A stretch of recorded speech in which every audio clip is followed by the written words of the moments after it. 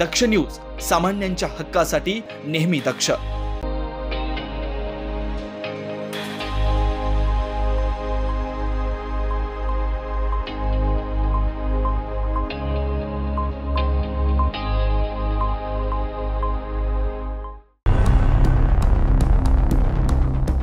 गुरुवारी Panchavati police station हद्दीत फुलेनगर भागात अचानक 300 पोलीस अधिकारी आणि अंमलदार यांनी मिळून कोम्बिंग ऑपरेशन राबवले। या कारवाईत परिमंडळ 1 मधील सर्व पोलीस स्टेशन आणि गुन्हे शाखेचे अधिकारी आणि अंमलदार सहभागी झाले होते।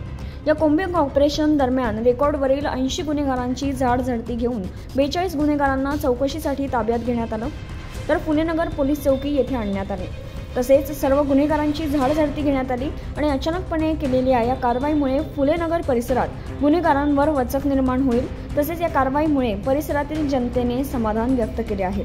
तर अशा प्रकारची कारवाई यापुढे सातत्याने अचानकपणे राबवण्यात येईल असं पोलिसांनी सांगितलं। आज नाशिकच्या पंचवटी पोलिसांनी हद्दीमधील फुलेनगर येथे अचानकपणे कोम्बिंग ऑपरेशन राबवण्यात आलं। या एरियामधील सर्व गुन्हेगारांना यावेळेस टार्गेट करण्यात आलं। या परिसरामधील राहणारे सुमारे 80 गुन्हेगारांच्या घरझडत्या घेण्यात आल्या, सर्व त्यांच्या घरी जाण्यात आलं आणि या ठिकाणी आढळून आले सापडलेले एकूण 42 गुन्हेगारांना या ठिकाणी ताब्यात घेण्यात आलं।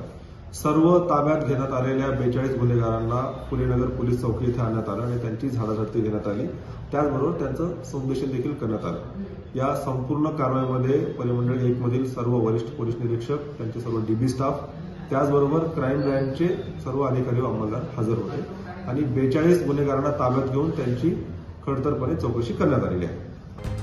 दरम्यान या कारवाईचं सर्व स्तरातून कौतुक केलं जात आहे। तसेच या कारवाईमुळे नक्कीच नाशिकमधील गुन्हेगारी कमी होण्यास मदत होईल असं मत नागरिकांनी व्यक्त केलं। ब्युरो रिपोर्ट, दक्ष न्यूज, नाशिक।